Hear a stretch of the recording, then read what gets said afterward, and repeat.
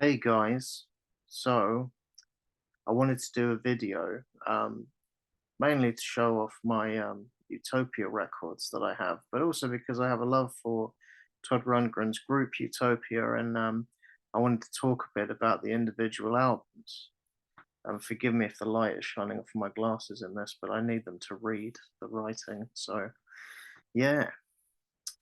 So first of all, for those of you who don't know who Todd Rundgren is, I'm going to read you this little spiel. It says, Todd Harry Rundgren is an American musician, singer, songwriter, and record producer who has performed a diverse range of styles as a solo artist and as members of the bands Nas and Utopia.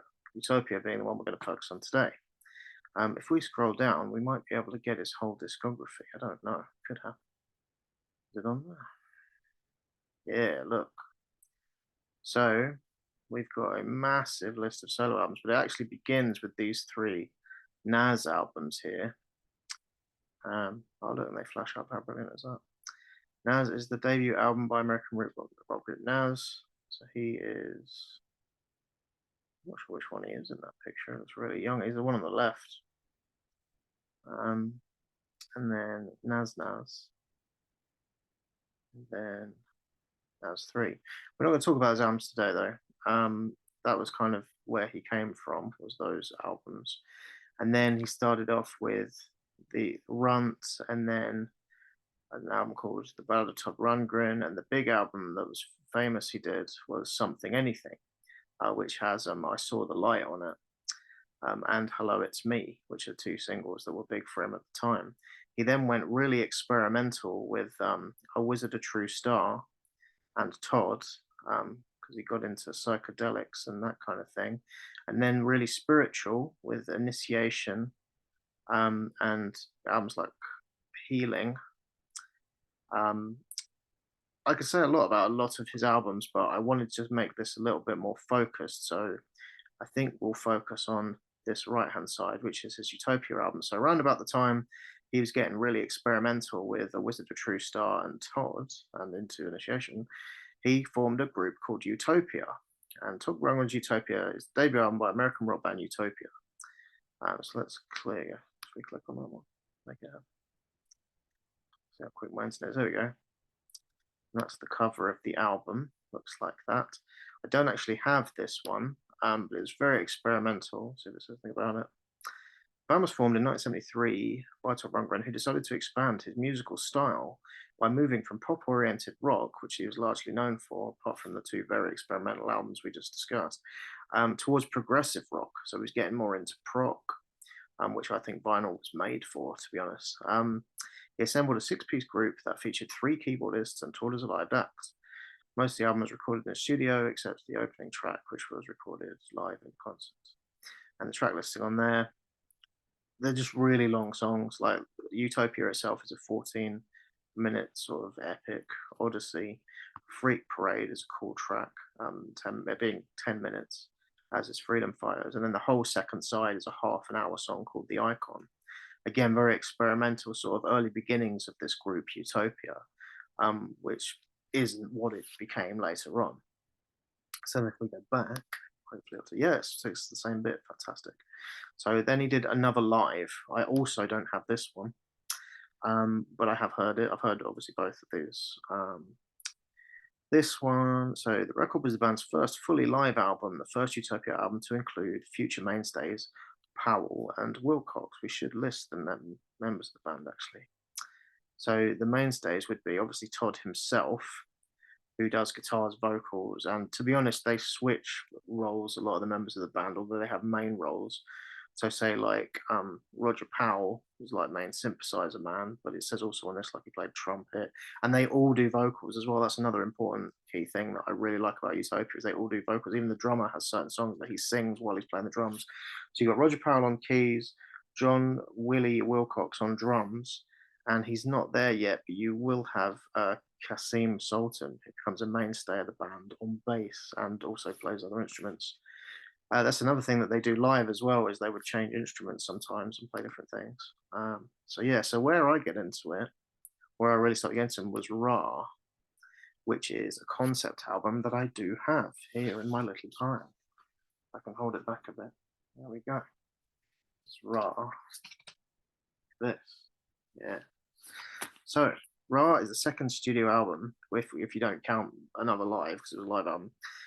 Third release by Utopia. This for me is kind of where the journey of that group starts because it is the four main guys.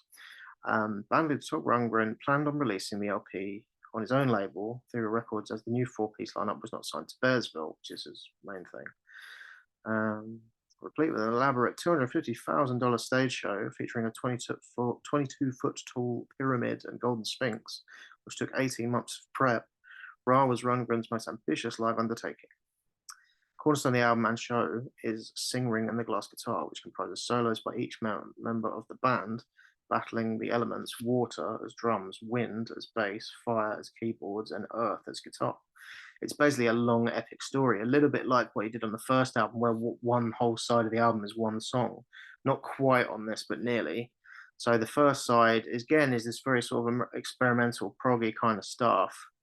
But then the second side, there's a song like about Hiroshima and basically about not forgetting the atrocity that was like Hiroshima. But then it goes straight into an 18-track epic story which actually has story narrative in it as well. And like they say in the description, the hero has to find each of these individual keys throughout that unlock the certain elements. And obviously it's water, wind, fire, and earth, each represented by solos on the drums, bass, keyboards, and guitar. It's quite interesting in that respect. But again, very proggy still, kind of what the band was meant to be doing in Rundgren's mind from the beginning, was to be a more prog outlet for what he does, which is very creative in general, even in his own solo stuff. And then we come to one of my favorite albums, and I can move this to one side, which is Oops, Wrong Planet, which is this one, which is a brilliant album, and it also has a really cool picture of all the members on the back looking stoned out of their minds. I just love that picture on the back, it's really cool. But yeah, so Oops, Wrong Planet is a wicked album. Let's have a little click on here. The third studio album by Utopia delivers a markedly trimmed down pop-oriented direction for the band, following the progressively influenced previous album, and also previous albums because the direction kind of changes here. Love is the Answer being the single of it, which is a fantastic track, which has like a really cool key change in the chorus that I love. Unfortunately, because of copyright and stuff, I can't play the songs on here, but I can at least tell you what I like about them. So the thing that they become on this album is like, it's like prog influenced pop almost, and there's still weird arrangements and cool stuff that just makes them. Like just certain chord progressions and key changes and just things you wouldn't expect. And that's what I love about this band. It's just like they'll throw like a chord in here or just something there where you don't expect it to go, but just, and also the harmonies and melodies in this band are amazing. Like some of the harmonies they achieve on hooks and in certain verse lines as well just really stick with you. But yeah, this album's really cool. Like Trapped's a bit of a rocker. Windows, kind of a sort of floaty poppy song. Love in Action is a fantastic song that I highly recommend listening to. Crazy Lady Blue, kind of like a sort of love balladish thing. And then Back on the Street, kind of a cool sort of bluesy kind of one. And then onto the second album, sort of gets kind of more rocky. Oh, did I say Love is the Answer? Yeah, Love is the Answer was one of the singles. Sorry, Love in Action's the one I really love. But Love is the Answer is a nice, cool sort of mellow track. More, yeah, more in the vein of sort of Hall and Oates, something like that. Who he did work with early on, and who it has been suggested after working with them on an album called War Babies, I believe it was, which I think was their third album. He kind of took his cue from produce because he's done a lot of production work. I used to have a book on Todd Rundgren's production work, which describes all of the bands he's worked with, from like Meatloaf to Psychedelic Furs, through loads of different people. But yeah, he kind of started to take his vocal style a little bit from Daryl Hall, which only worked in his favor, to be fair. So yeah, so that is Oops, Wrong Planet, which is a really cool album. The next album, Adventures in Utopia, is probably one of the most well-known people who know the group, which I also have. Adventures in Utopia, kind of dated 80s picture of them on the back now, but still pretty cool. It is. But oh yeah, more bricks and stuff. See, that's got the thing you can actually set your record up with inside as well, which is quite cool. Another pick of that. But yeah, this album's good as well. There's standout tracks on it. I will go through the listing of this one. So yeah, Road to Utopia. A lot of these were mainstays in their live sets as well. Also, on the live sets front, I've created a playlist in YouTube of all of the different live shows of theirs I could find, made it public as well. So if you look at playlists on my channel, you should be able to find that. Just to make it easier for those that want to watch some of their live stuff all in one place. Yeah. So yeah, this album, to be honest with you, out of the two, I prefer Oops, Wrong Planet. But it does have some cool songs on it. Caravan's a cool song, and that one's always cool live as well. The second side of the album, I'm not as a favourite as the first side. Road to Utopia is one they play a lot live. But yeah, it's not a bad album to be fair, but I prefer the previous one. Then going back, Deface the Music is an interesting one. So when's this one? 1980. So I do have this one. This was one of my more recent purchases. Deface the Music, little statues them on the front. I'm standing in a field.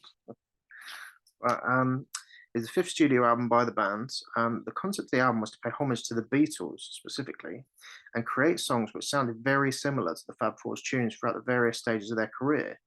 Their song Take It Home, replete with guitar riff, is their homage to Day Tripper. The first track, I Just Want to Touch You, was written by Todd Rundgren for the Roadie soundtrack. It was rejected by the movie's producers for fear of legal action because it sounded so much like the Beatles.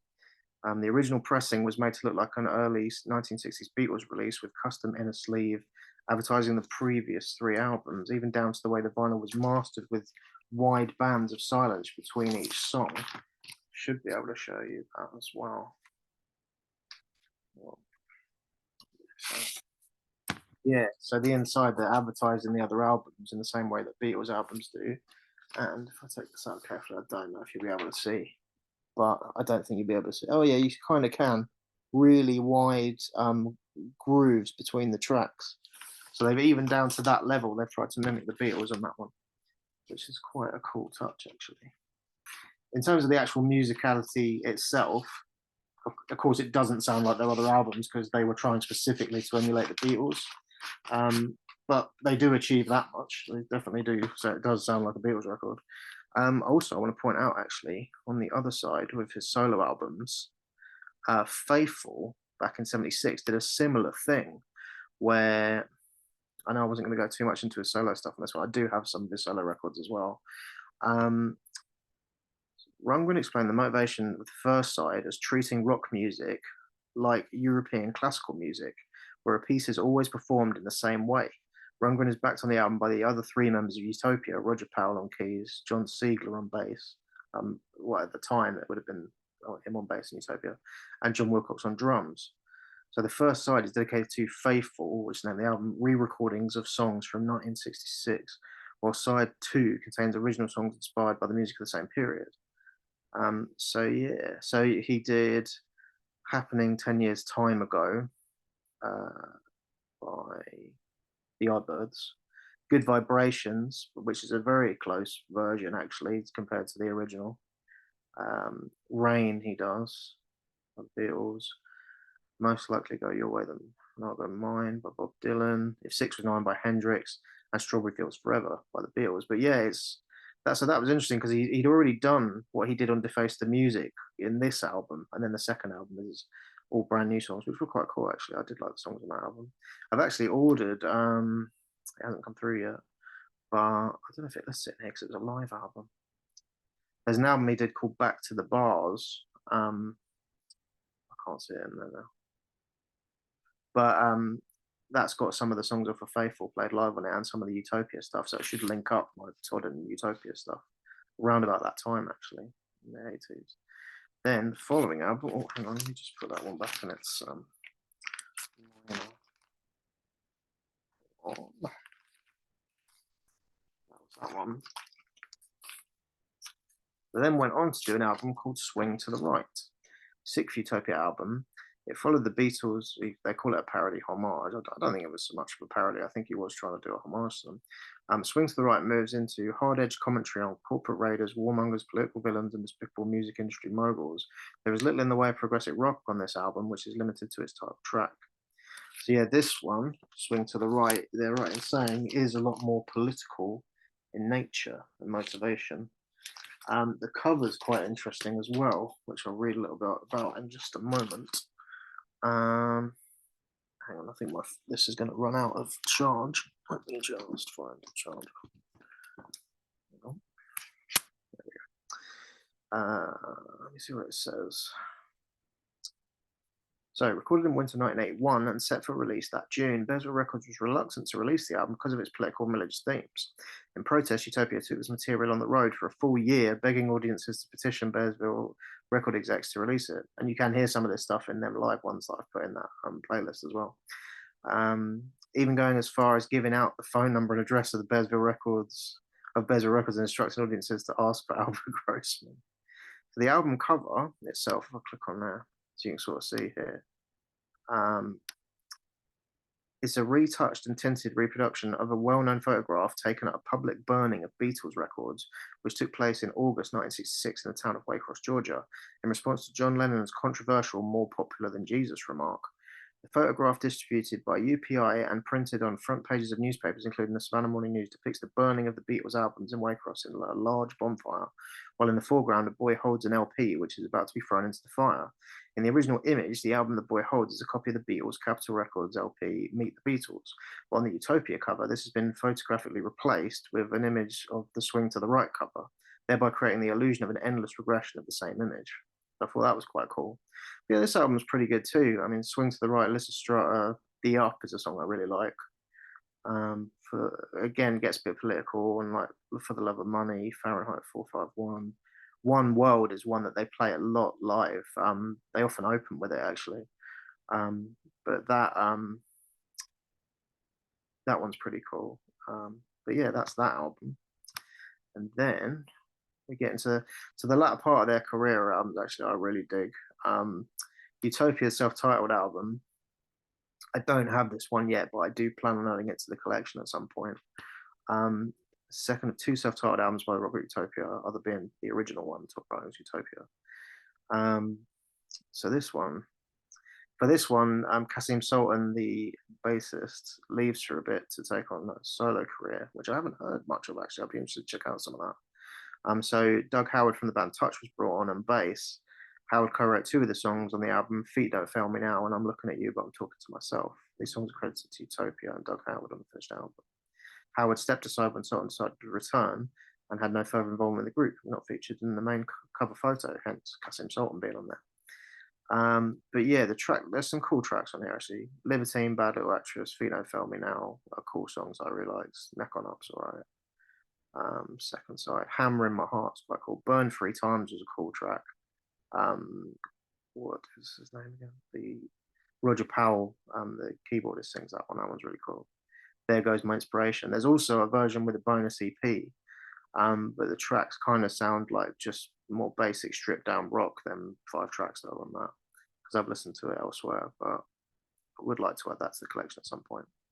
And then one of my favorite albums I actually just listened to before recording this video is Utopia's Oblivion album, which is this one. And you can see, if I turn the light on this,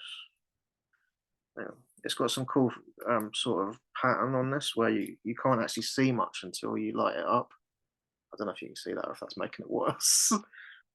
And then when you look on the back, hang on, sorry, I'll blind you. Oh, there you go. You can sort of see there actually, it's sort of lighting it up anyway. There is like a picture of all of them on the back, but you can't see it until otherwise it's just dark when you light it up. Another thing I noticed on some of their albums is the track listing isn't in the right order either. So I'm often actually looking online to see what the actual order of the tracks is rather than on the back, because it doesn't really show you. But this album's a wicked album. I do love me some of this album. Itch in My Brain. This is a good example of the kind of thing that they're best at, which is just kind of pop songs, but weird pop songs with just a bit quirky, bit different, weird sort of effects and chord changes and things. Itch in My Brain's a cool opener. In Love with the Thinkers, about being in love with a girl who like sort of reads and thinks. Um, Bring Me My Longbow is a bit of an odd one. If I Didn't Try is kind of like a sort of sad kind of love song. Too Much Water, again, example of sort of the weird kind of stuff they do. The second side's really cool. Maybe I Could Change Crybaby is a brilliant sort of single track that's really good. Welcome to My Revolution's really catchy. And then just odd songs that they do, like Winston Smith Takes It on the Jaw and I Will Wait's quite a good end track. But that album's really cool. I recommend that one to anyone who hasn't heard their stuff. Check out Oblivion, it's a really cool album. And lastly, POV, which was one of my, not necessarily recent now, but one of the most recent ones that I purchased, which is the last album they did, which was back in January 1985, the year that I was born. So they ended before I even began, but it's a cool album though. I really like this album. So ninth and final studio album by the rock group Utopia, released in January 1985. It peaked at blah blah blah.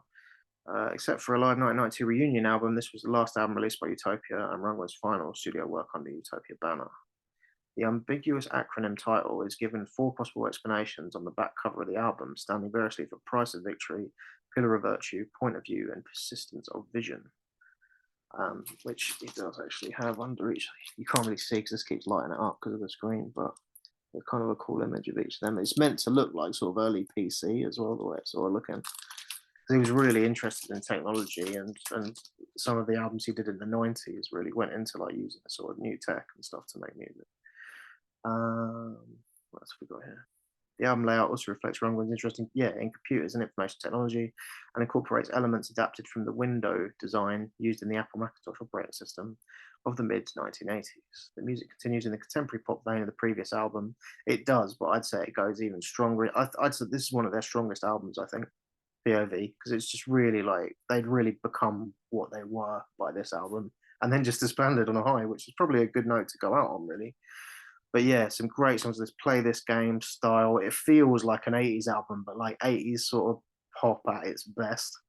Like Play This Game, Stand for Something. Secret Society is a kind of cool, weird track. Actually, yeah, the cover of it themselves is them emulating being in like some kind of weird secret society, looking over like a thing of the globe. Mated's a cool track. Wildlife. Mimi Gets Mad's a really catchy song I really like. Mystified's cool, and More Light. And then on the CD version, there was a few bonus tracks, which you can also check on Spotify as well. But that was the last one they did. And yeah, so that is my little brief insight for you into the band Utopia if you've never heard of them, because they're a personal love of mine, and I often play their records. They're some of my favorite records. But Rundgren himself has had a huge career, still going on to this day. I mean, I have a few of these, like Hermit and Mink Hollow, Healing, Ever Popular Tortured Artist Effect. I have Acapella I would like to pick up at some point. That was him entirely recording it, just using his voice to make the instruments and stuff. That's a really different album. Nearly Human's a really cool album as well. Nice songs on that. Also have that one. That's the last of his career that I actually have on record at the moment. And then it gets into the 90s, which I've heard these, but I'm not as au fait with beyond that point. And I really would like to listen to more of what he's done, like even up to recently, like 2022 was like the most recent one. So he's done loads. But also another one I didn't mention was Disco Jets. It was a tongue-in-cheek project organised and recorded by Todd Rundgren and Utopia shortly after recording Faithful, which we talked about, including most of the musicians from those sessions. It's an instrumental recording, humorously parodying 1976's US Bicentennial. Let me click on it. Well, have a trouble loading that. Oh no, there we go. US Bicentennial celebrations, disco music, science fiction films, and CB radio fads. Yeah, it's kind of a weird album, that one. I have listened to it, but I don't have it. But this wasn't actually released when it was recorded. It was released much later, in 2001. Yeah, 25 years after it was recorded, as part of the Todd Archive series. But yeah, you can get it on vinyl now. But yeah, that's my little video about Utopia. I've been meaning to do this one for a while, and I just wanted to do it and share some musical knowledge with you guys and a little bit more of my record collection. Hope you enjoyed the video anyway, and if you're interested in Utopia, I highly recommend checking them out, and indeed any of Todd's work, because he's a brilliant artist. All right, guys, thank you very much for watching, and catch you guys soon. Cheers. Did it actually record that?